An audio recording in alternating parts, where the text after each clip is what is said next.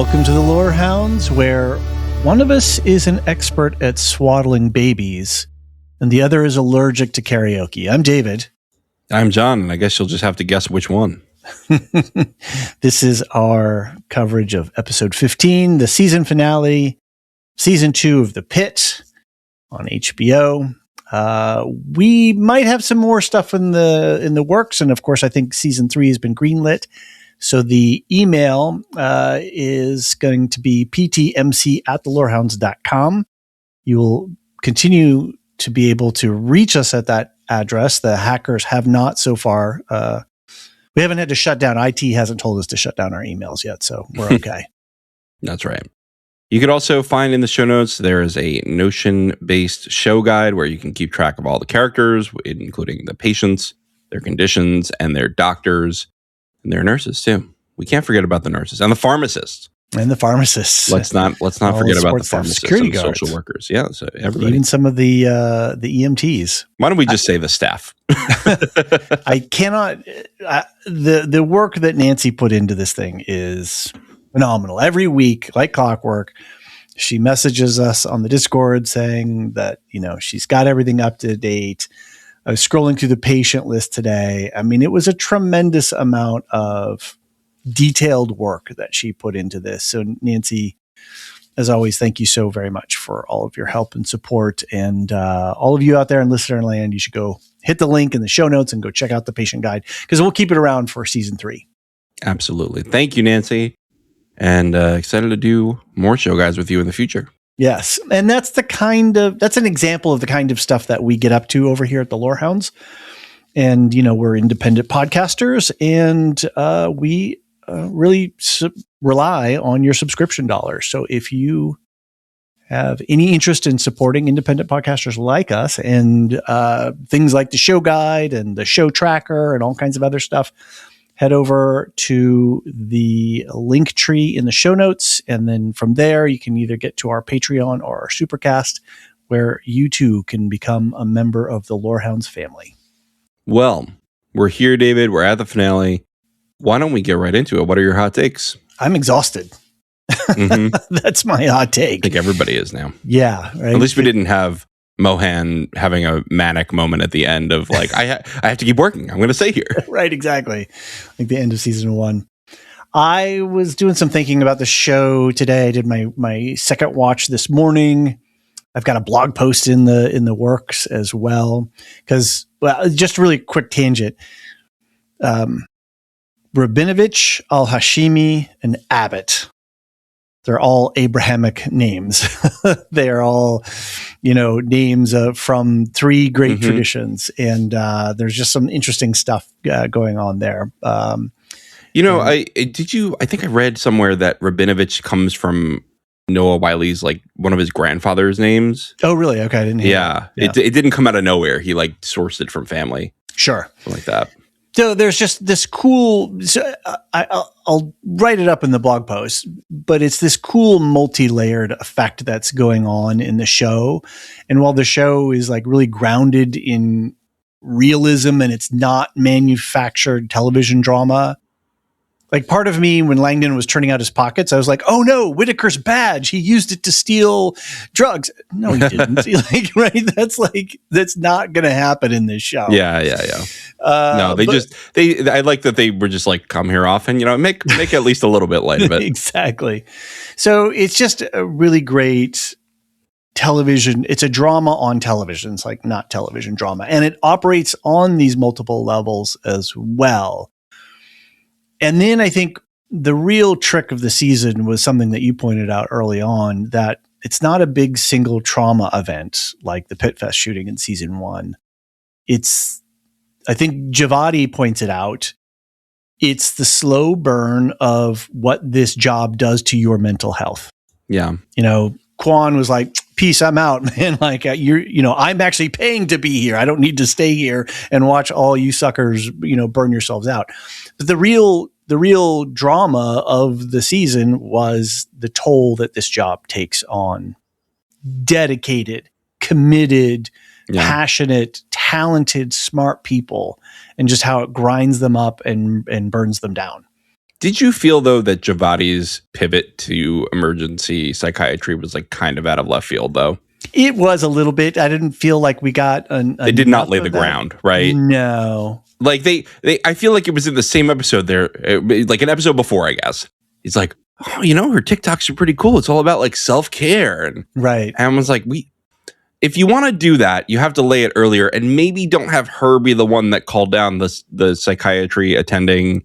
Right. Without, piss off the psychiatrist attending. Exactly. I don't know if that was the right choice. In a couple of things. Like we saw Mohan be engaged with, older patients, right? And taking the time to be with them. So it kind of makes sense. Yeah, like that tracked. I get that. I get, what's his name? Whitaker wanting to go into rural medicine. I get, Joy explained why she wants to go into pathology, all these things. I think you could get there easily with Javati, but it just seemed like a thing or two more. Out of nowhere. Maybe there was a couple deleted scenes. I heard there were a lot of deleted scenes this season. Oh, interesting. So maybe we missed something. I don't know. Yeah. Anyway, you have more hot takes. Keep going. Yeah. But that and I get that moment of clarity where a coworker or a friend or family member just says something sort of off the cuff. And then you're like, oh, you just cut right through to the truth of it. Yeah. And when the truth is known. So anyway, it was still a cool scene for that. So, and then just just constantly pointing out the level of humor that they weave throughout, which is, again, a very realistic thing. There's just funny stuff. People can be funny in your workplace. The jokes that Robbie and Dana were batting back and forth, and like your lungs wouldn't know what to do with fresh air. Like that was really funny. And it cuts that tension that they're all dealing with. And so again, that layered stuff. I think my biggest hot take here, and I was kind of seeing this, heard this on another podcast a little bit too, but maybe not with as much clarity, is that, and Langdon calls him out on this, right? He says, I saw guys like you and you're not being honest with yourself. But so, yeah, we know that that's true. But we've talked about all season long is Robbie's unequal treatment of staff and in his mentoring. Mm-hmm. And if you're in his shadow, it's really cold, but when you're in the sunlight, it's really warm. This is abusive behavior. This is as if somebody is with a substance abuse or an alcohol abuse problem, and you hear of survival or of family members who've survived through that, the way that a person in that fatherly position, I'm going to, that patriarch, that position, and how you're kind of just hanging on their love, waiting for it. You're waiting for the kind word. You're waiting for the praise, but then you get, a harsh word or something else. Yeah. And so you're never sure where you are with that person. And I really do think that, part of his pattern of behavior is in that sort of abusive way where he's uneven with people. Yeah. Look, it's not violent abuse, but it's not great. It's the pattern. I think it's verbal abuse. I think he definitely had a few instances of verbal abuse this season. 100%. And it wouldn't be the first workplace to have that. Especially in this kind of environment. Yeah. I mean, but nobody's holding him accountable. Right. And it's, and because he's the chief. I think Al-Hashimi kind of calls him out on like, you do have uneven standards for people. And I understand what he was saying too in that conversation. I know we'll get deeper into it, but like, I just made Langdon get better and then come back. But like, it's not a good look. It's not a good look for you to cover for one guy and not for the other. Right. And not for the woman, right? Like, and the woman that you clearly like don't like personally. It's not great. No. And maybe, I wonder if we'll see that like Robbie's wrong and they will let her work with a second attending working. Well, we'll get there. We have to talk about that whole thing with Dr. Al-Hashimi and stuff. But then we get this final shot of Robbie holding baby Jane Doe with the sun illustration behind him. And so it's this very, harkens back to, paintings or mosaics of saints, from Byzantine eras and things like that. And, who knows? That was just a little, where they were just in there and they're moving around with the camera and it just happened.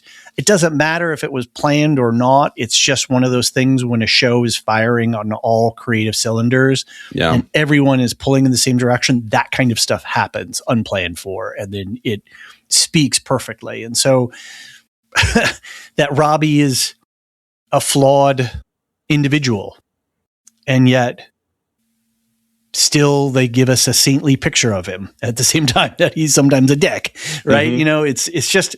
It's a fascinating, show. And I think at the end of the season, there's news about season 3 and when it's going to take place and who's going to be in it and all that kind of stuff, whatever. They could all be smoke and mirrors, who knows, whatever. But that he's talking himself through talking to baby Jane Doe and saying it's going to be okay. I don't think that Robbie's ideation and his depression is going to lead him to make any bad choices. No, I don't think that I don't think the lead character of this series is going to die. No, that was never in question. Frankly, but then that this so interesting that baby Jane Doe, this abandoned baby, and Robbie, and he's in the room where his mentor died, and he had his breakdown in season 1, and all this stuff.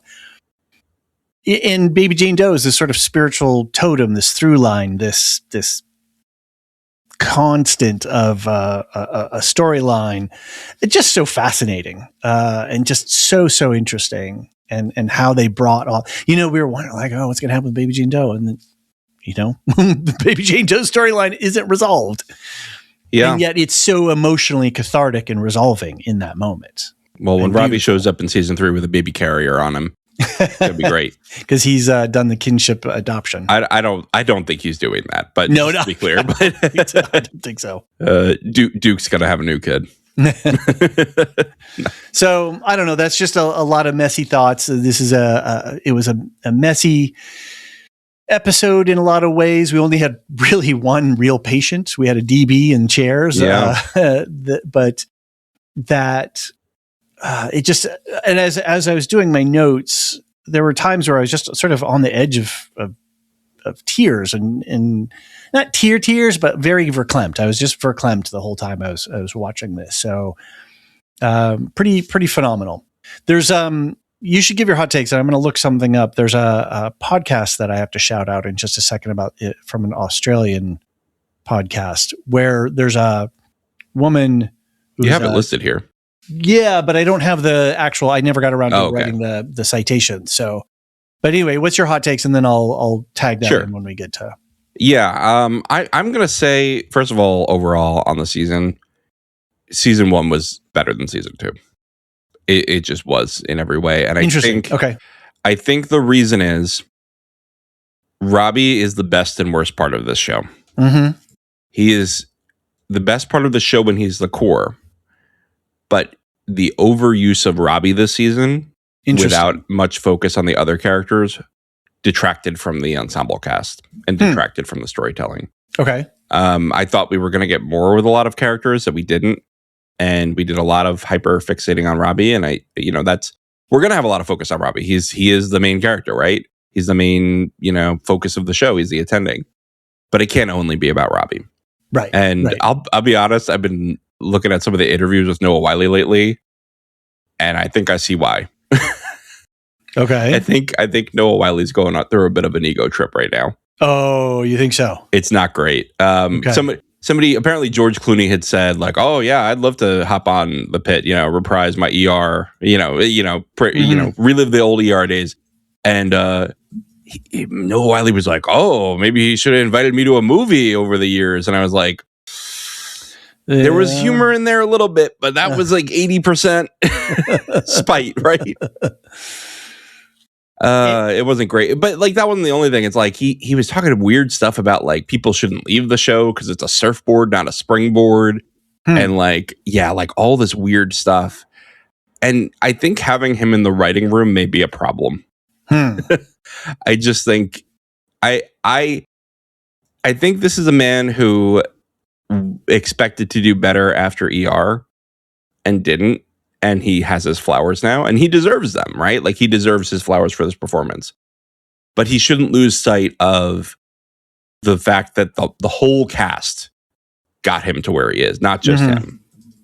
And I do worry that we focused on Robbie so much this season that we had trouble getting much out of anybody else, right? Like, what did Mel do this season? She had a deposition. She came back with her tail between her legs. Then she freaked out about her sister. Did we really get many like heart-to-heart moments with her? You know, did we get much out of Langdon other than him just going on his apology tour? Mohan was just, oh man, that's a whole other thing. Like, yeah, I think we can talk about it now. Like, she's getting shoved out. It seems like she's not going to be in season 3, and it doesn't seem like that was like originally the plan either. I knew that there were stories in the news. I have not read or tracked any of it. I just know that there's a lot of froth around it right now. Yeah, she's not in season 3. Right. Dr. Ellis is going to be coming in full time. Right, we knew that. We knew that. But and I knew that Mohan was the actor was leaving, but that there's stuff around that. There seems to be some uncomfortableness with it, and I really liked Mohan as a character. Like, I thought that was an interesting character exploration, and I don't feel satisfied with where we ended up with her. I really liked this season. I'm just saying, like, I think that they need to recalibrate a little bit for season 3. Okay. They need to get Noah Wyle acting and doing a little bit less of, at least, you know, let him pitch ideas to the writers and everything, and let him write dialogue that he wants to. But there needs to be some direction of, like, we need to have a broader lens on this show if it's going to go. Because how long can you do the tortured Robbie? Yeah, how long can Robbie thing before it's boring? Right. The Dr. Heal Thyself only works. Yeah. So long as a plot device. I think it's already getting tired by the end of this season. Interesting. Like, I think you got one more season of that plot line in you. Well, and everybody was crying out for, night crawlers. We need a night shift, or we need this, or we need that. Just they see this world, and it's so interesting. And I don't think you're wrong that if we zero in again on Robbie next season, people will be disappointed. Justice for Abbott. Yeah. we need more Abbott. He's the best. I love when he comes in. He's, just immediately you feel a breath of fresh air, right? It's great. It's great. I do wish we had a spinoff. I think it would be really refreshing. Are you a little disappointed then in the... I wouldn't say that. I really liked this season. I was not quite as enamored with it as I was with season 1. And it could be that just, it's fresh when it's season 1. The sophomore slump is often just because it's not the freshest thing anymore, right? Like, you've had a taste of it already. It's not going to shock you with how fresh it is. It's the same flavor. And it's very hard for a show that got that meteoric success like season 1 to navigate their way through a season 2. And I think this was a successful season. I don't disagree. I agree. I agree with you in as much as that some of the characters got very thin treatment. Yeah. Where we should have had a little bit more depth. And there was reasons for some of that, like Santos, I guess the actor, Issa Briones, she had, I think she had an appendectomy during the season. So she had to sit for a while. Okay. That's why she was on computers. Exactly. That's why she was charting. So, like, you don't know what's going on behind the scenes for some of this. But I feel like the only people I really felt like we got a decent amount from this season were like Robbie and Whitaker. Langdon we got. Did we though? What did he do? He did the same one note for the whole thing. I did enjoy. Look, everyone had like a little showpiece. I just mean there were way more moments for everyone in season 1. And I just want more of that in season 3. It's gonna be an interesting thing to do a season 1 and 2 rewatch as season 3 comes back, like swinging right through, and then that'll be a fun experience. Yeah, I see you found your podcast. The podcast is called Conversations. Richard Feldler and Sarah Kanowski, and it is on the Australian Broadcasting ABC. Are they a corporation company? I don't know. It's their ABC, not our ABC. I don't think that they have companies in Australia. It's a lawless land. It's just guys in hockey masks and hot rods with big pecs. Is it like, I don't know, like, is it just like a cohort? Can we call it a cohort? A cohort, there you go. AB cohort?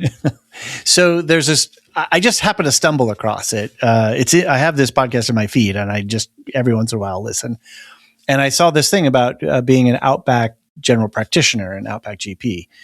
And I've listened to about half of this podcast, and it was just so impactful that it was like one of those podcasts where like, no, wait, I can't be doing other things. I need to be listening to, I need to go for a walk and listen to this one to be really present with it. Not like while I'm washing the dishes or doing house chores or something. Anyway, the podcast is a conversation with Dr. Sonia Henry, who ends up being a doctor in Western Australia, which is like some of the remotest place you can be in the world, let alone Australia. And one of the things that she talks about, and part of what sort of brought her a measure of complicated fame, is that she, I believe, wrote an article decrying the way that the medical profession eats itself, eats its young, and just grinds down the new entrance into the profession. That, well, I suffered, so you suffer. This is how we toughen you up. This is how we, really build your skills up by making you work long hours, treating you like shit, berating you. It's not unlike we see in The Bear, especially the last season, where, Carmi's dealing with all of this trauma from being at this Michelin star restaurant, one of the best restaurants in the world. And the way that chef treated him, and the kind of psychological torture that these high pressure jobs put you through. And anyway, we'll put a link in the show notes, and I just really recommend folks go check out that podcast, because it's a fascinating conversation. World away, same issues. Yeah, that's cool. That's really cool. Yeah. Before we go into the deeper conversation, I just want to be clear. I did really like the season. Okay. I really liked the episode. I really liked the season. I thought Robbie's performance, Noah Wile's performance was fantastic. That monologue at the end really, got me choked up, all this whole thing. And it was fun with the post-credit scene. But I really enjoyed the season. There are some things that I hope that they'll reform a little bit and return to form for, in season 3. And I believe that Noah Wile had some issues around his time on ER, and he was kind of a jerk to people, and he did. Yeah. There was some weird stuff there too. And that's why I'm like, let's just, just do a good job, man. Just keep doing a good job. That's all we want from you. And be not like Dr. Robbie. Right. And be generous to your staff and generous to the people that are your fellow actors and everything around you. Don't be a famous. Yeah. That's another thing I saw in the interviews, where he was like not condemning the behavior of Robbie enough for my comfort. And I was like, oh, does that reflect you too much? Yeah. I don't know. Anyway, look, I don't know. I've never met the man. I've never had a conversation with him.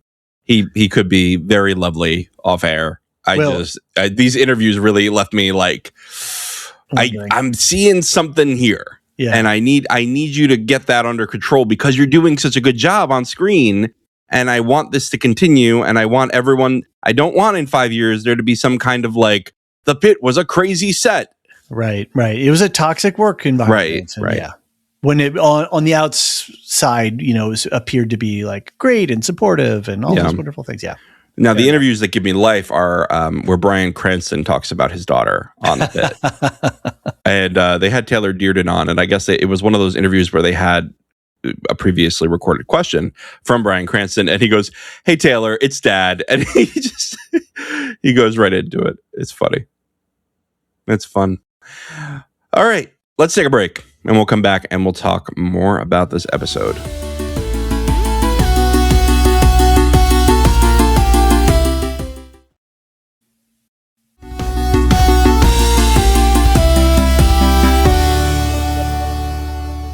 And we're back. John, in the outline today, I didn't really know how to break this down. It was very hard. I took a lot of voice notes, and I've sort of compiled them, and I've got a salad spinner full of stuff on my on a different document. Let's just hop around, you know? Yeah, and I we've got some social and historical things, some medical things, but I just kind of made a list of a bunch of the characters and the pairings and the interactions, and yeah, I think, like you said, we can just sort of wheel around and just see where the conversation takes us. Let's get into Maha. Okay. Oh wait, you want to go right there? Let's go. You know, because we talked about a lot of the character drama already. Let's go into something more procedural here. I'm a little nervous. To be honest, I'm not. Because I don't have the capacity to carry a baby, and so there's only so much that I but say. Like you do have the capacity to understand that like there are people, and I look. All right, I'll be the one to say this.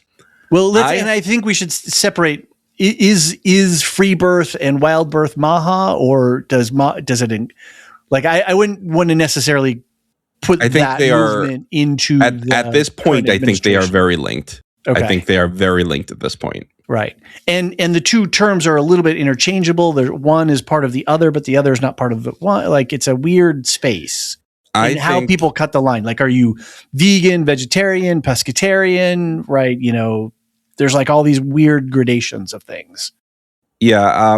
Look, I think that there is a Venn diagram, and there's certainly going to be people outside the overlap. Mm-hmm. You will need a microscope to find them at this point. Right. That's what I think. Right. And I think that outside the overlap section has been shrinking over the last few years, unfortunately. Okay. Look, I have mixed feelings because, first of all, women have been mistreated by the medical system for decades. Right. And I understand hesitance to use the medical system for birth. At the same time, I personally don't think it's responsible to do it outside the medical system entirely. Right. Mm-hmm. You can advocate for yourself. You can, do a lot of, research on birthing centers and things like that. There are ways to, like they ask, like, do you have a midwife? Do you have, a doula? Even if you're not comfortable being under the needle, get somebody who knows when you need the needle, right? Because not even knowing what preeclampsia is again, it put her and the baby at risk of death. Right. And so I have mixed feelings on this woman. What's her name? So I don't have to keep going. This woman. Judith Landstrud. And shout out to the actor, Nicole Wolf, I believe is the actor's name. Yeah, she did a great job. Who did an exceptional job of acting, especially the convulsions. Yeah, though I was buying it. Wow. Just wow. And again, this show taking a number of issues that are center around women and women's health, mental health, physical health, pregnancy, and really putting complex and nuanced conversations front and center for us to be present to them and to see into what people might experience and how there are inequities in the system. Yeah. So here's my deal. I think that Judith, our dear friend Judith, is both a victim and a perpetrator in this situation. Okay. She is the victim of a widespread campaign to get people to distrust medical institutions and to take dangerous steps for their health and the health of their children. Right. Because of basically people wanting power. Mm-hmm. And so she's a victim in that sense. Right. That said, she's also a perpetrator of the violence, right? Like you did buy into it. And like at a certain point, we're all responsible for the information we take in. Right. We're all responsible with what we do with that information. Our actions and how we interpret that information translated into actions. Right. You're a grown-ass woman. You still have responsibility to be able to sort out truth from the lies. Unfortunately, a lot of us are bad at that these days, but you know what? You still got the responsibility. And so, I can feel sympathy for the fear that she feels. Right. While also thinking that obviously I think that was an extremely wrong choice and almost killed her. We don't even know if she's going to be okay for another week, right? Something like that. Because she could have permanent brain damage after seizing for like minutes straight. So yeah. That's insane. Let alone the recovery of having, being surgically opened like that, and then having them stick every laparotomy pad that they had in the OR into her. Yeah, that was not a standard C-section. I don't believe. I mean, I've not done a C-section. I've been present for 2 C-sections, but they had a big sheet between me and the C-section happening. Right. Yeah, and look, I understand some things. Like, look, preeclampsia is something that's a very real thing, and actually extremely dangerous and extremely not. It's what is it, 30% or something like that? It's like very, very common and very, very serious. They said about 10%. Is it that many? I don't have my percentages right. I apologize. I think they said about 10% in this. Okay. But it is not an uncommon thing. Well, I'll say it touched my family, which is my wife. She was never like diagnosed with preeclampsia, but she was on like preeclampsia watch because she had never had high blood pressure before, and she was having hypertension or after, by the way. And she was having hypertension during the first pregnancy. And it just happened. And at some point we were at 37 weeks and they said, you know what, your blood pressure is high. We think you should just get induced and get this going. And we did it. And I know she has mixed feelings about that because, you know, it was induced, and obviously the induction was unsuccessful because she had a C-section. Right. So, you know, again, distrust of the medical system, right? That automatically gets you into the distrust territory. And so I completely understand that. And I'm a fierce advocate for advocating for yourself in a medical situation and keeping an advocate with you, because you're not always going to have the wherewithal to advocate for yourself. Right. Let alone interpret all the information that may or may not be provided to you. Right. It's can be a lot of complex stuff. Right. But it seems like Judith here didn't even look up like what to look out for while you're pregnant. Right. You know? Right. Because she got herself so afraid of medicine that she couldn't even know when it was time to finally pull the trigger, right? In fact, you know, when I was living in New York City and I was looking, you know, for my wife, where were we going to do the birth? We were looking at a birthing center rather than a hospital. But the birthing center specifically says in the paperwork, if you do need a C-section or any other big intervention, we're moving you to the hospital. Right. There is a line where you need to go get help. Right. Anyway. And the part of what I was thinking about too, reflecting with the character's experience, and especially that line about the fact that women have been successfully delivering babies for thousands of years, and Abbott retorts with whatever the percentage of I think he said 30%. I think that's where you got the 30%. That's probably where I got the 30% from. And I was thinking, you know, there's this whole thing of the placenta and the baby. So many profound changes happen in the human body to be able to gestate and deliver this other life. Like, it is a fundamental biomechanical thing that is going on here, and things go wrong in our bodies all the time. It is, you know, they're complex machines that are affected by environment, that are affected by so many different circumstances and conditions. And things go wrong just because, right? Breech, burns, all this kind of stuff, you name it. And then there's this like really weird trick of the human evolutionary development where, you know, we're 3 months too soon. We're born 3 months compared to other mammals. We're born prematurely. Yep. Because our heads are too big, because our brains developed faster than the rest, and the birth canal and the upright and the way the hips are and all this kind of stuff. Shit is complex. And there is a real mechanical need for, I don't care if it's a doula, I don't care if it's a midwife, a doctor or whatever, but like you said, advocate for yourself, get the best support team you can for yourself, but have a support team with people who understand how to respond in an emergency. Right. And shit goes wrong. And also, like she goes, women have been having births by themselves for thousands of years. I'm like, not by themselves though, right? With other women. Exactly. Like with you, your village was an important aspect of that. Exactly. Right? The people you had around you, the allo parents, Yeah. You know, your mother would still be living with you. She would help you Right. birth the kid. There would be this, passed down knowledge of we have to cut this part at this time and we have to tie this off this way. Right. And then we have to check for these things on the baby. That's the team, right? That's the whatever. Not there weren't doctors involved for a really long time for most births, but there was a village. People weren't just sitting in a cave alone, plopping out babies. Right. Sorry for that imagery, everybody. Sorry. But you know what I mean? She's saying oh, we used to do this alone. No. Yes, I agree with you. Women are extremely strong. They're the only ones who can create life like this. And they did it together, right? The community was part of it. Right. And part of that tradition of knowledge was broken at a period of time, at least in this country, by medical science using forceps to extract babies and medicalizing it.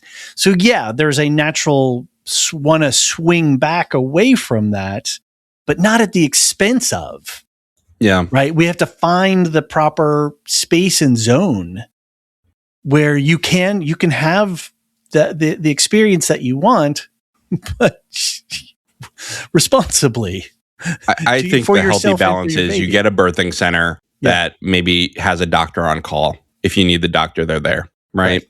If you really want to try to do it naturally, more power to you. But you got to do it second guess that. It is not my place to second guess that choice, right? But it is my place is, in terms of society and the health and well-being, is to make sure that people have adequate medical care when they need it, especially in extreme circumstances, so that it's available when needed and called upon.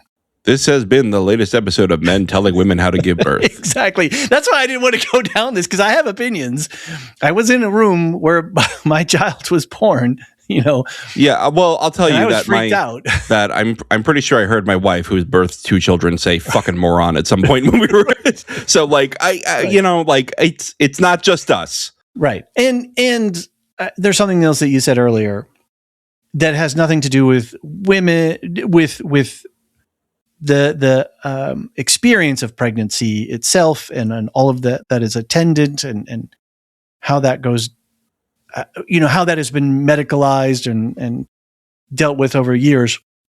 There's something a little bit new now, which goes into the Maha aspect of this thing, which is there's a whole bunch of charlatans who now have communication platforms, and be it touching the paper receipts that you get at the grocery store because they have toxic metals in it, or oats have bad things in them, whatever.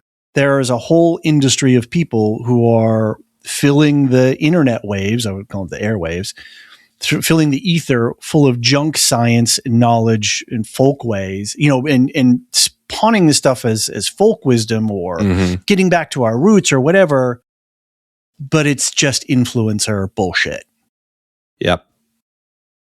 And that's what's really dangerous is that people are susceptible to that, and people make money off of that, and make money off of peddling junk science. Yes, Monsanto is bad, but no, right? We can't go. We have to find sanity in this. I was listening to a really good podcast today, and they were talking about why some kind of messaging does better than others. And they were saying that the real solutions are complex and they're hard to make a catchphrase out of, and therefore they don't go viral. And that's unfortunate. Exactly. Right. And the easy solutions are not correct, but they sound better. And look, if you go back into the history of this country, we have a tradition of snake oil salesmen, right? And revivalists, and you name it, it is here. What did P.T. Barnum say? A sucker born every minute, something to that effect. Never heard that one, but that's funny. Yeah, apparently P.T. Barnum. Anyway, that there is a culture and tradition of using rhetoric and theater and shortcutting complexity to sell things at the negative impact, to the detriment of the buyer. it does not make a good catchphrase to say you can try a natural birth, but you should probably have a doctor on call and maybe a midwife or a doula, or maybe you should check with at least some family friends that have had experience. Maybe you should talk to them about their experience and look everything up on Google and just at least look at the warning signs where you should go to a doctor. Instead, they say, Dr. Bad. Right. Right. Dr. Bad, hospital bad. And you saw Abbott react like when she said that ultrasound can harm the baby, and he's just like, no. And then he's like, oh, just be chill. And credit to the Nightcrawlers for not ever reacting in a way that maybe that they would want to, but they actually just treated the patient and treated the medical emergency for what it was. It's always frustrating to be in a situation where somebody comes into your line of work and tries to tell you how to do it.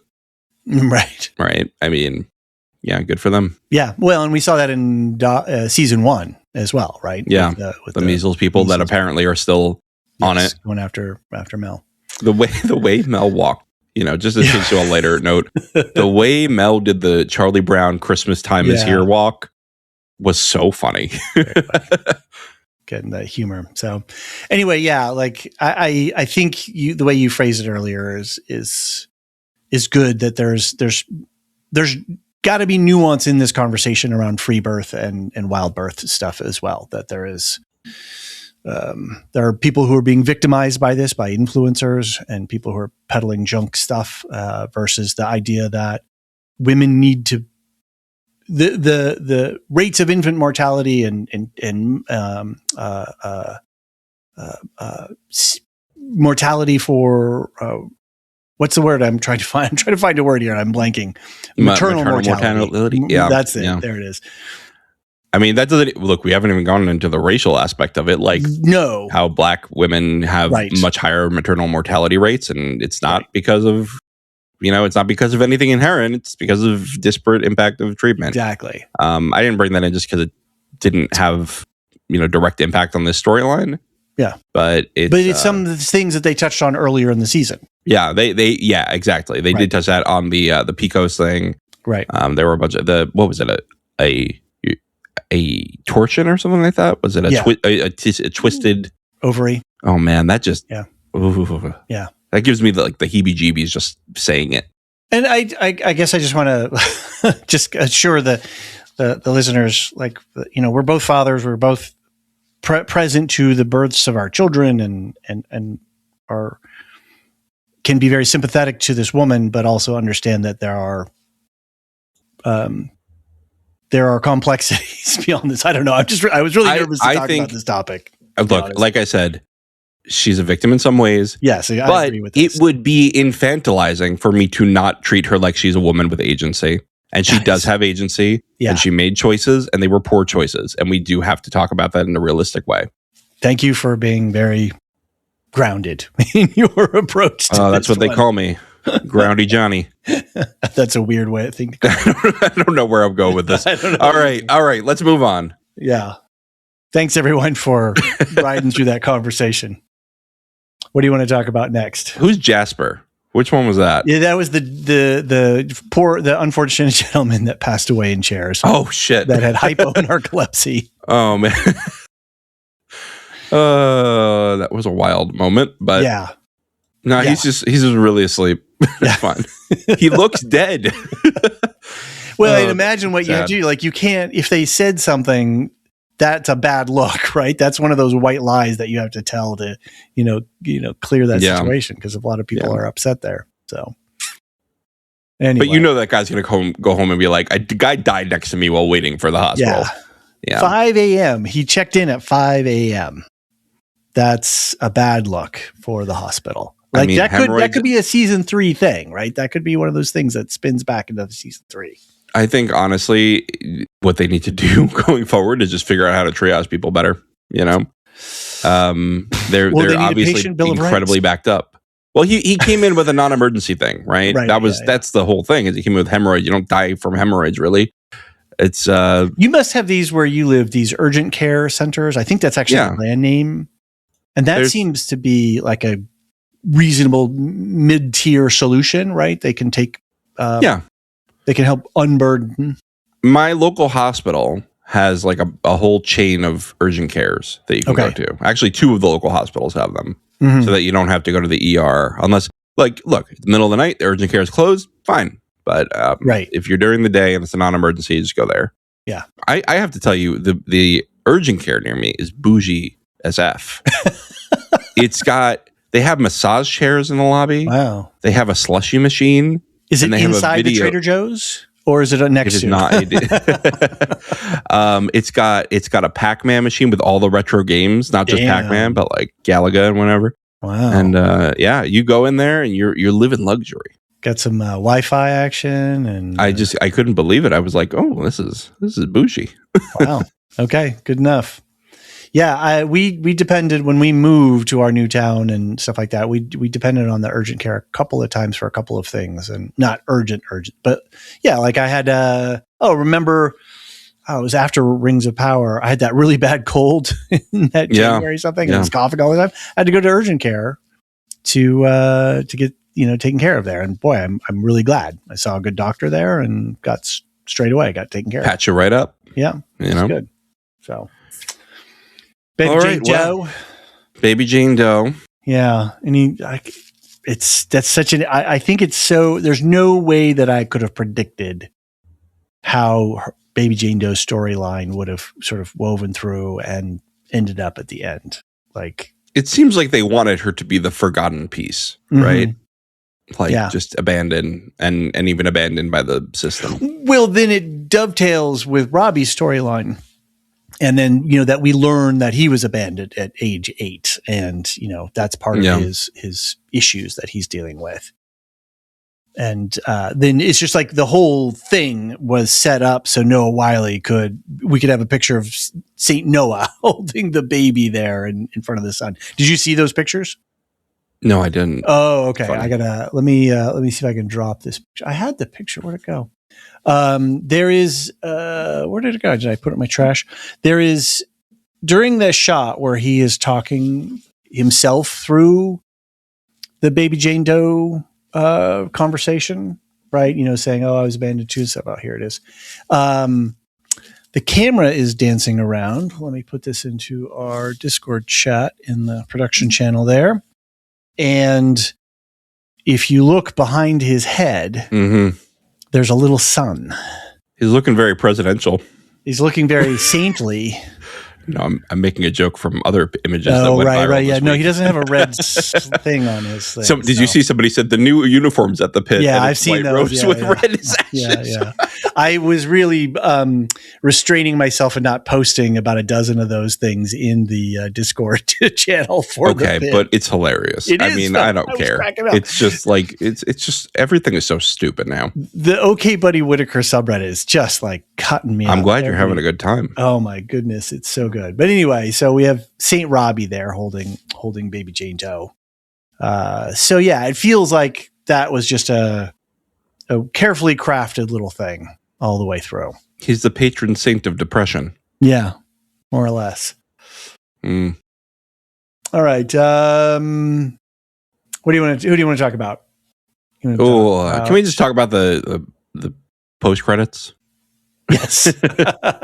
I didn't even have it in my notes. It was so good. Did you know prior to, or did you discover it on your own?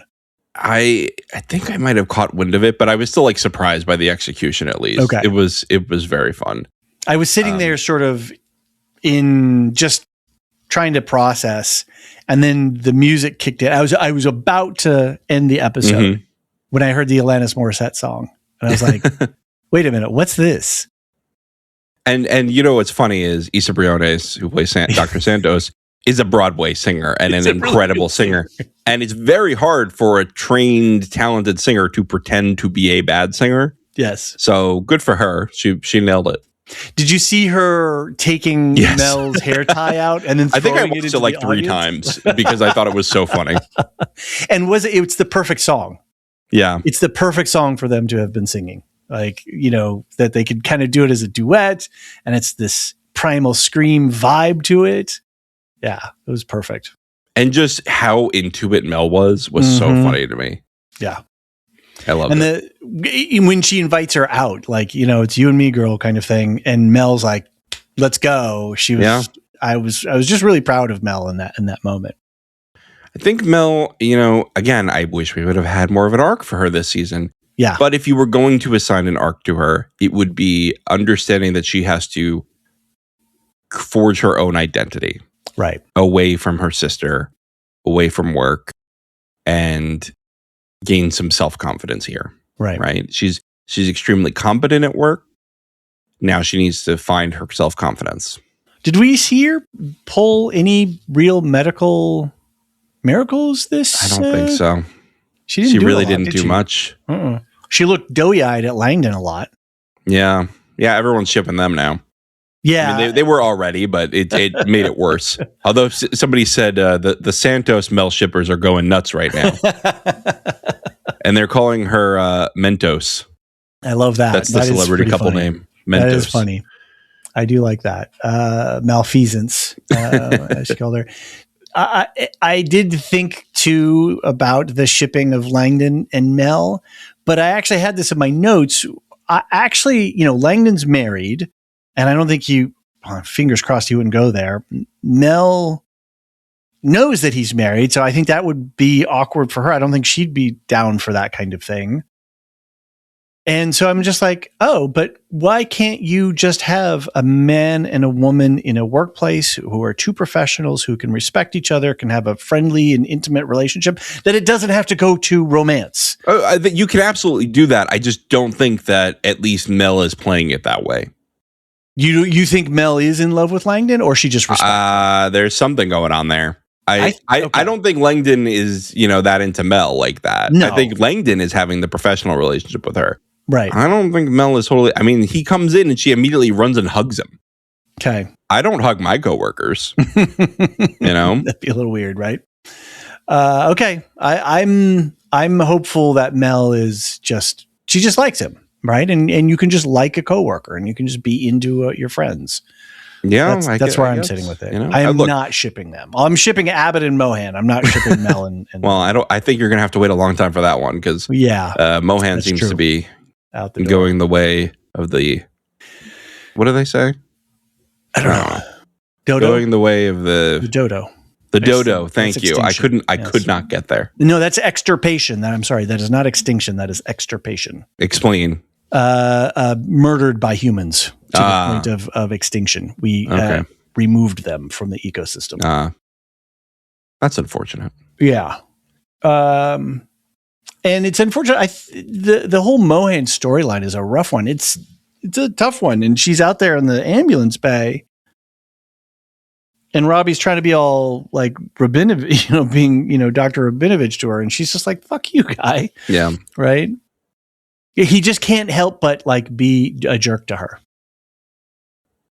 And she can't say much. She kind of has to play along with it because she needs a recommendation from him. Yeah. And I just can't believe he didn't say I'm sorry to her. Yeah. Yeah. I just was blown away 100%. By that.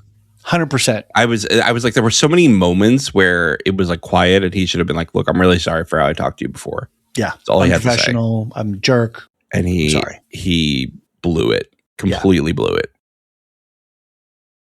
And this is what I'm saying. This is this abusive behavior that he is. Right. And then he says to Victoria that you can do anything you want. He uses the first name to disarm. Totally. With her and with Al-Hashimi. Mm-hmm. Yep. Oh, I loved that little editing technique as well, where you had the title card and then you hear the voiceover, Baran, is this you? Before we cut into the scene. Mm-hmm. To set us up, to set some emotional stakes for that scene. Shall we talk about that scene? Yeah, we should talk about... it's a tough one. All of this. And again, shout out for the performances of these actors. I'm trying to get the show guide up right now because I can't remember Dr. Al-Hashimi's actor. Yes. While you do that, I have to say that I was proven this episode. I was thinking this the whole season, but this episode I knew that the problem that I've had with Dr. Al-Hashimi is not the acting, but the directing. Okay. The robotic nature is not the actor. The actor can show emotion. Yes, she. That's a very well directing can. problem. Yeah. Right. I think there needs to be a little bit more emotion. Sefede Moafi. I know I'm probably not getting the right emphasis on the right syllables there. So Yeah. she unloads on his ass. Yeah. And there was a deleted scene too. Was there? Yes, she did describe this in an interview. I'll tell you right now. Okay. Wow. After all you've this, been sleuthing. I have been sleuthing. After all this, after we see her drive off with the car. Yeah. Apparently, she stops and she calls her ex-husband and says, "Can you watch our kid tonight? Because I'm having a hard night." And he's like, "Are you okay? Do you want me to pick you up?" And she just starts she just loses it. She just bursts into tears and just sits there. And that's the last thing we see of her. Because we get her crying, she stops the car and cries.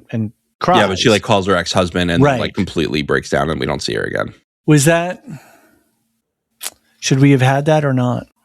I don't think it was necessary. I think we saw her break down enough. Yeah. We didn't need to see the final blow. But I don't know. It's pretty sad knowing that was in there. Yeah.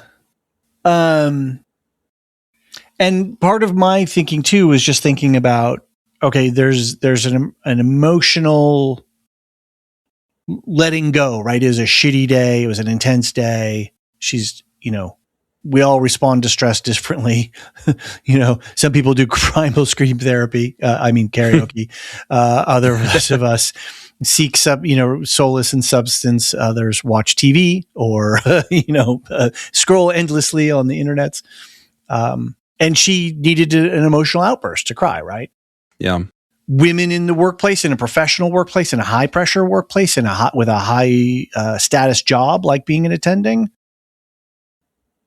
that's a lot of pressure on them because they're expected to operate in ways that men don't have to. Yeah. Right. So there's that layer that's in there as well. Yeah. Because we see Robbie break down every 3 episodes.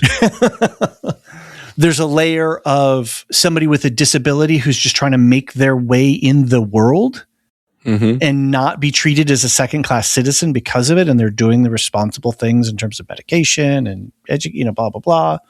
But at the same time, yeah, it's a real risk. Yeah, there's a real risk here. And is 2 attendings on shift a real need? Yeah. Is it a justification so that you can work in this department?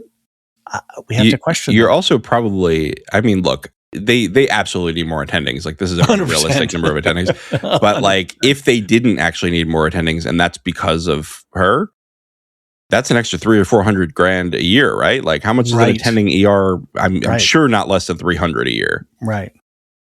That's a lot of money. Not just in salary, but in terms of all benefits and all that. Yeah. Yeah. And just having another person. Yeah. The insurance that they have to add to have another doctor. Right. There's a lot of admin overhead for that. And, there's going to be an impact on the insurance too to say, yes, well, one of our attendings has seizures. Sometimes it's tough. And again, I actually saw people with epilepsy talking about it in the comments on Reddit. And they were saying, one of them said, I actually didn't pursue medicine because of my epilepsy, because I knew that this would be an issue. She went into public health or something like that. And there are many ways to help the world, right? It doesn't all have to be medicine. Right. I didn't pursue medicine at all because I can't handle any of the gore. So, but yeah, it's tough because she's worked so hard. She's worked her way into a leadership role. Yeah. As a woman, that is also extra hard because she's a woman. And now the administration trusts her, right? They called her Robbie. Right. I think it was in the interview with her too, but it might have been just somebody commenting on Reddit. So I'm sorry if this is inaccurate, but I think she said she's worked her whole life for this and she finally got into this spot. And now this guy's going to blow it all up for her. Right. This man who doesn't like her is going to blow it all up for her. And as much as it might be a real concern, that there's part of Robbie who just does not like her and just wants her gone and does not care the reason. Was waiting all day for a reason. The minute he caught on to anything, he was on it like a hawk. And frankly, he didn't show much concern when she finally told him. they kind of faked us out with that last episode, right? At the end of last episode, Baran, is that you? Mm-hmm. And then he seems so concerned. And then he's like, well, you have to disclose this. That's his first thing. Well, it's interesting because when I rewatched it today, when he asks her about it, he's like, okay, what's going on? She's had an episode. And then he's kind of like, okay. He pauses. He like takes that in. And it's not until she says, I actually had 2. And that's when he's like, the fuck? Like, he was willing to be a little bit. And then that she had 2 in one day is what tripped his wire. I think that this is a job that, I'm sure that there's a lot of medical jobs that you can do with this disorder, right? Like, she probably could be a primary care physician and be fine. She could she be, so one of the things that I find interesting too, if Robbie's the chief of emergency medicine, when does he have time to do his budgets and his staff meetings and his recruiting stuff and his HR compliance training? I mean, that's admin though, right? I don't think he has to do that. No, but as a chief of a department, you have to be on top of all of that stuff, right? True. Where is that?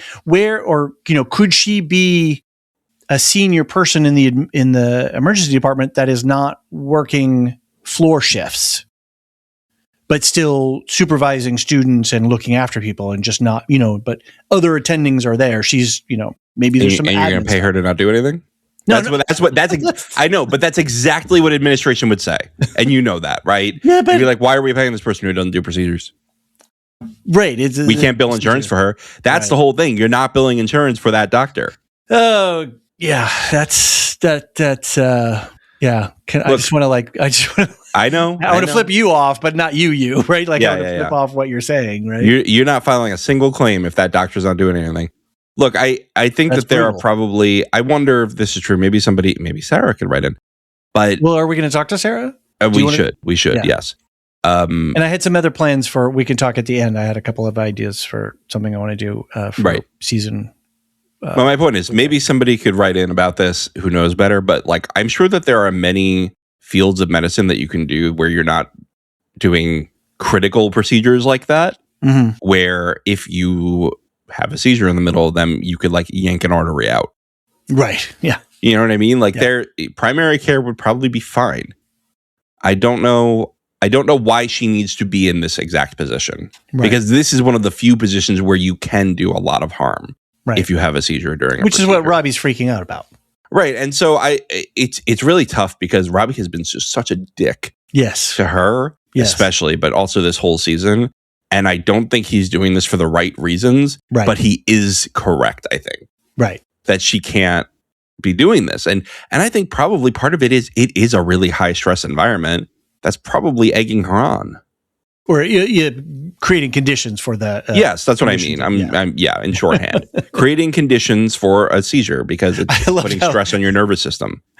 When Whitaker's talking to Javati and she's like, this guy this and that person that, and Langdon's a drug addict, and he's like, he's a man with a substance abuse problem. Like Whitaker was you know what though? It was really just funny. It was just one of those humor things. Javati kind of pissed me off with that. I was like, oh, you want to go into mental health and you're like the most judgmental person in this department. Right, you're just unloading everybody with both barrels. Look, I don't think it's a secret that I've never been the biggest Javati fan. I think she's like a little I think she thinks she's a little smarter than she is. I think she's extremely book smart. She's certainly, the character is much more book smart than me. But you don't have Ogilvy for her to bounce off of now. Yeah, right. Yeah, I think having Ogilvy there made me like her more. Right. But just because she was better than Ogilvy. But like Ogilvy, they both share this, which is a lack of life experience. And that really shows. And it showed with both seasons with Javati. And I wonder how well that will translate between that and it was really judgmental what she was saying about her coworkers. Right. And she's unloaded. She's psychiatry. She's, there's a certain amount of I'm just trying to unload and get my emotions out so that I can be rational again. But like to do that with another coworker in the workplace is not necessarily the smartest thing to do. I was like, this is not making me have confidence in your ability to be an emergency psychiatrist. It was funny though. Does she also think that being an emergency psychiatrist is going to be less stressful? I don't think so. I don't think she's running from stress. I think she like you said, she's still trying to find what she wants to do, and that's normal, right? Yeah. There's you got to spend some time, and you got to go do some stuff. You got to do a bunch of stuff that you realize that you don't want to do to realize what you do want to do, right? Yeah. That's fair. I guess fair. So. I know Dr. Shen knows what he wants to do, and that's drink Dunkins. And oh my God. Did you see what people said happened to Whitaker's badge? Yeah, that was my joke last episode. Oh, that was you. Okay. Yeah. That's so funny. That was a Reddit thing. That was funny. Yeah, he drank it. Yep. But I really enjoyed the actual fate of Whitaker's badge. Yes, Digby. Right on Digby. Yep. Yeah. With the dummy too. Like that was the chef's kiss part of it. For sure. I liked that they also made him, and he's an unhoused man, but he's got agency too. Right? Yeah. He packed up and headed out. And but maybe call your daughter. Like go drive to ride your bike with your dummy to your old house. And there's this whole thing. So I think it just must be a wink and a nod to Pittsburgh. The whole fireworks, the history of fireworks that comes out of Pittsburgh. Because who was our guy at the beginning of the season who passed away? Everybody's favorite patient. Yeah, Louis was talking about fireworks, and their guys the Penguin guys were branding themselves. There was the fireworks guy who got blown up in the garage. So apparently, the Pittsburgh has a history of fireworks and industry and innovation and stuff like that. So that was fun. Let's talk about people calling Robbie out. We got Abbott and Langdon. Who did it better? Look, can we just really stay on something on the fireworks really quick? Oh, sure. When they're on the roof watching the fireworks at the end when all the day shift staff's up there, there's a scene where Princess was starting to tear up and Dana come up and gave her a hug. I'm going to get weepy here now too. I just thought that was such a beautiful moment to center in on her, because at the same time it was kind of her character was kind of a blank canvas, because you're like, what is she going through right now? What emotions is she experiencing? And you could make up a whole bunch of stuff, and you could probably be right about some certain things. Jesse being arrested by ICE, her being, originally from another country, maybe where there was, a lot of people have problems with fireworks because of, PTSD, sounds of war, things like that, right? Any number of just a tough day on the jobs. She saw a lot of stuff today.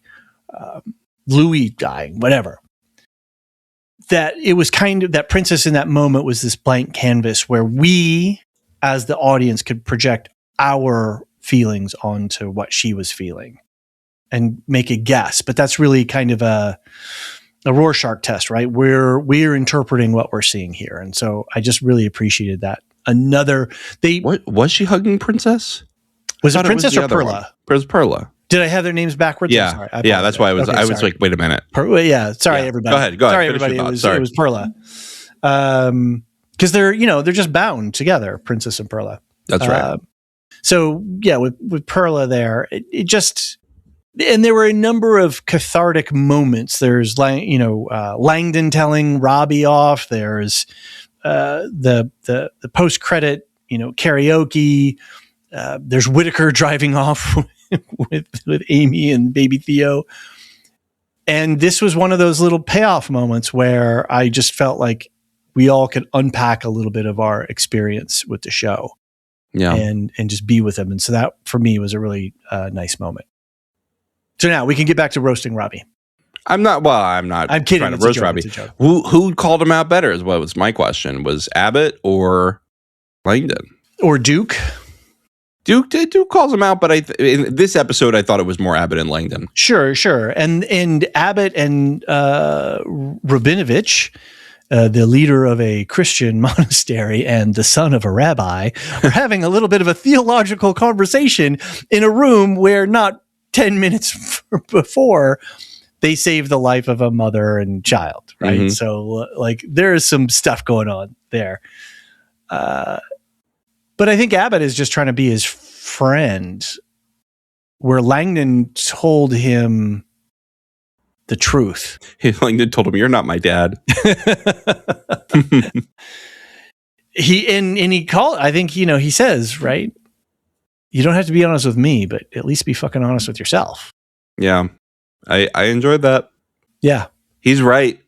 He's absolutely right.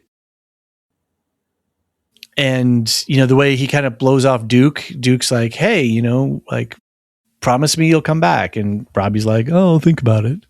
Like, man. Didn't love that. No, not at all. And shout out to that actor too, man. He did a great job. He was great. Yeah.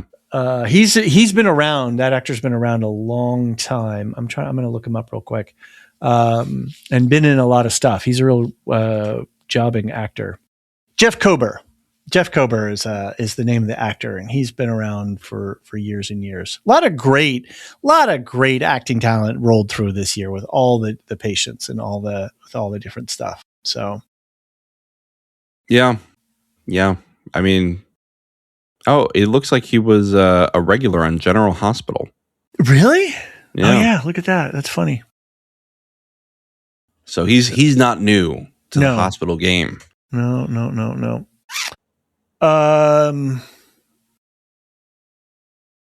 What did you? I'm looking through the list here. We kind of got it all. Oh, I know. Whitaker and Robbie, or just Whitaker driving away with. I mean, first of all, Funky Whitaker's got to come back next season. We got to have him bring the funk into the ER. I think that was, first of all, let me ask you, do you think that he is not with her and oblivious to the fact that she's totally into him? Or do you think that he is with her and just doesn't think it's anybody's business in the pit?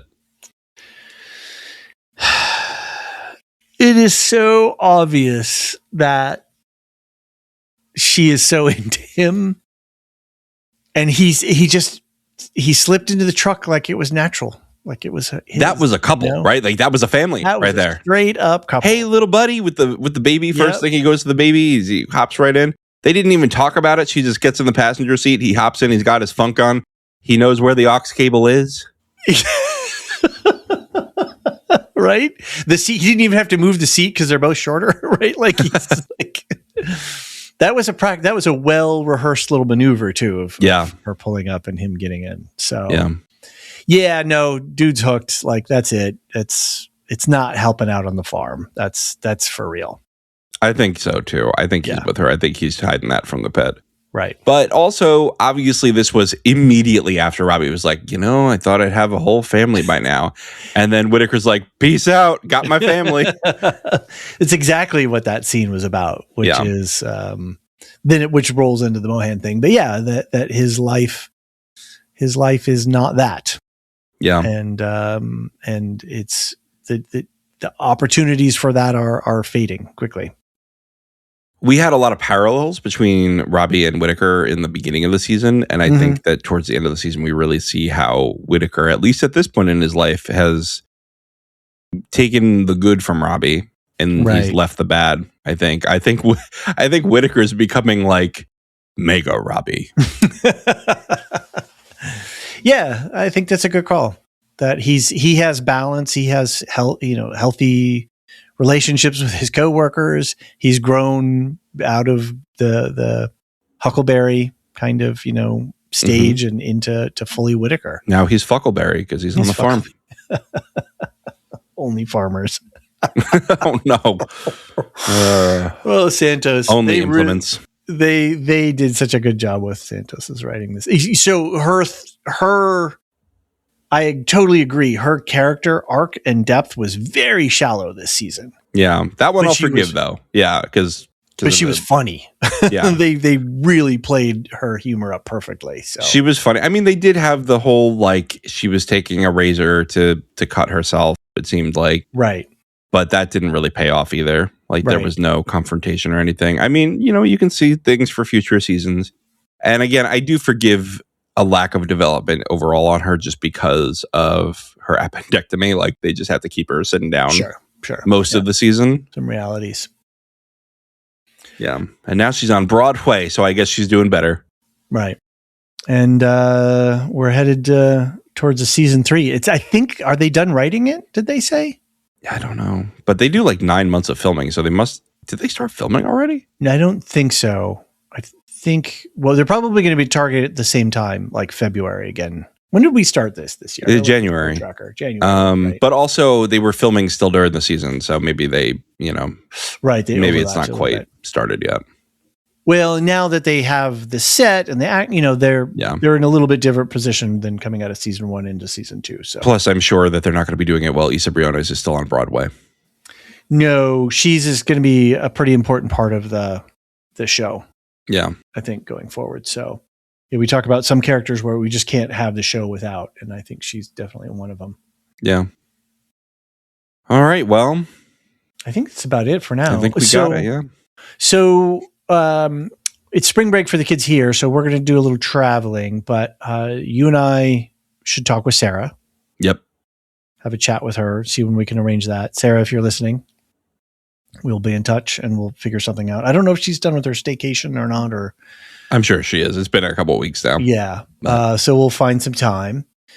And then I know Nicole from Nevermind the Music really wanted to talk about the season, and we haven't found a chance for that. But then John from Dune Minute, who of course I had a conversation with Ian with, he messaged me and he's like, "Hey, can we talk about the maybe you should make a game show like Alicia does." Well, I was thinking, and then I was going to see if I was going to reach out to Ian from the Captain's Pod, and so maybe I could get Nicole, Ian, and John together for a chat. I don't know. It's got to be a game show or I'm not listening. I don't know. I can't do game show things. I'm not clever like Alicia. I think you can. I can get a most buzzer toxic sound. Robbie moment. Oh God! Yelling at Mohan. Yeah. Yelling at Dana. I'm not. Yeah. No. I'm all like I want to be all soulful and talk about camera movements and multi-story layering of rabbinical names and things like that. Yeah. I'm not clever like Alicia with Beth's ship stuff. Name. Mentos. You feed me. Yeah, I'll make them. I'll make them. Yeah, you write me. Maybe we'll do that at the end. You can write me a bunch of questions, and I'll read them. Okay. Off. So, but that may not be. Neither of those may be for a hot minute because I'm going to be out for the rest of the week next week. So that's right. And I don't know how we're going to get scheduling done. But we'll see. We'll be in touch. But for now, you have our opinions on the finale. And BTMC at thelorehounds.com. And then there's the Discord. There's the channel in the Discord. That's right. People be chatting. Did you, we did not hear any reactions from you about Mall episodes. I've not watched it yet. You've not watched 3 and 4? Oh my God. What are you busy? What are you doing? What are you busy with? Not watching it. Okay. One Piece. Did you guys get your One Piece? We recorded it. I have to put it out. Okay, I'll put it out within the next day or two. Good. And what happened to I have to put that out. Oh, okay. Ryan Gosling. Oh no, that we still have to record. We have like a whole crew now. Did you see that's it? Why. Yeah, okay. I saw it. Okay. We have a crew now. It seems like Marilyn. Okay. Nicole. Nice. Richard. Okay. Oh wow. And Alicia. Are all going to be joining in. All right. If we can coordinate. That's like Project Hail Mary. That's what it's called. Yeah, Project Hail Mary. The Gosling. That's what you called it. Project Hail Gosling. Yeah. His name is Dr. Grace because you get it. Hail Mary, full of grace. Grace. Yeah. Very nice. Lord is with thee. And also with you. What else is happening? What is that? They changed that. Now it's in with your spirit. Oh, that's weird. You didn't know that? That happened like 15 years ago. Okay. They changed it to end with your spirit. That's kind of creepy. I hate it too. It should be in also with you. Yeah. Right. What else do we got going on? It's all a bit of a blur right now. Daredevil, Born Again. They're doing that over there on the MCU stuff. The Boys. The Boys is happening on the Radioactive Ramblings feed, so make sure you go to the other feed for that. I was just working on Lorehounds feed first so that I don't forget things. We have, I know I'm just kind of like free-forming it here. There's like not even an outline part for this yet. Mole, we're doing Mole, Shadow Lord. I have a record. Brian and Jean seem to be like, I think we've got a groove going on now. So I think you should continue that then. Yeah, and Richard may jump in with us a little bit. There's the Punisher special presentation coming up. I know Jean said they're going to cover that. Oh, Devil Wears Prada 2, that movie. I definitely need to cover some of that. The Terror on AMC. I'm just looking at the show tracker, just reading down the list here. Mandalorian and Grogu. God, I can't believe that thing's about to be out as well. We got a lot coming up, and soon we're going to have House of the Dragon and Vampire Lestat being our new 2 big shows of the summer. Bro, I'm trying to watch season 1. It's I already expressed this opinion a couple of times. It's depressing, right? It's depressing. It's just such a depressing show. I'm reading a depressing book right now that's very similar in vibe to Game of Thrones. Like George R. R. Martin actually likes it. Well, I do a mix. I do a mix of my Kindle at home and then my tiny little baby reader on the go. But yeah, no, it's a book that George R. R. Martin recommended, so you can imagine it's quite dark. But anyway, I'll talk about that on Second Breakfast. For now, don't forget about Properly Howard's Newlywed Season. Right. What are they? They're about to have something else here. Let me look them up in their show tracker because we have a show tracker just for that. They just did The Clue, and upcoming is The Bourne Legacy. And then a really interesting film called Meek's Cutoff is coming. And then they'll be in their home stretch. Edge of Tomorrow, Nighthawks, Moonraker, and Thelma. This is a really eclectic season, but and again, the hook is that you don't have to watch the movies that they're covering. You just have to listen to them because it's a good hang, as they say in podcasting land. Oh my God. It was hilarious. Oh my God. My millennial heart just jumped up in the air because I just saw that When You Were Young is the next song that they're going to do on Nevermind the Music by The Killers. A millennial anthem. Ah. I'm excited. I'm sure I've heard that song. When you were, I'll sing the whole thing for you right now. No, no, it's a great song. I play it on the piano right now for my kids. They like it. Right on. Well, should we thank the people? Let's thank them. Our Discord server boosters. Thank you. Oh my God, I didn't scroll. Thank you to Aaron K, Tiller the Thriller, Duve71, Athena A, Lestu, Nancy M, Ghost of Partition, Radioactive Richard, and Adrian. And our lore masters, who, as we said before, these are our top tier subscribers, and without their support, we really couldn't do it. Because as independent podcasters, we depend on the goodwill of others. Samartian, Michael G, Michelle E, SC, Peter O.H., Nancy M, Duve71, Brian 8063, Frederick H, Sarah L, Gareth C, Andra B, Kwang Yu, Nathan T, Sub-Zero, Aaron K, Dally V, Mothership 61, Gnarls, Kathy W, Lestu, Jeffrey B, Elisa U, Ben B, Scott F, Stephen N, Julia F, Coley S, Il Mariel, Rocky Zim, Jessica A, Red Zippy, the TCS, Dopamini, LNR, Mrs. Tennant, AC Wilson, Eli W, Cassie K, Chumbarooney, Catilla, Josh Liu, Paint in PDX, Corey G, Quinch, Jeannie L, new lore master, whoop whoop, and forever last, never least, Adrian. Thank you all so very much. Like, seriously, I super appreciate you. Thanks, everybody. It's been a fun season. We'll see you for more content soon. Our shift is over. The Lorehounds podcast is produced and published by the Lorehounds. You can send questions and comments to lorehounds@thelorehounds.com. Get ad-free access to all Lorehounds podcasts on Patreon or Supercast, and connect with us on Blue Sky and join us on our Discord server. Links for everything are in the link tree in the show notes of this episode. Any opinions stated are ours personally and do not reflect the opinion of or belong to any employers or other entities. Thanks for listening.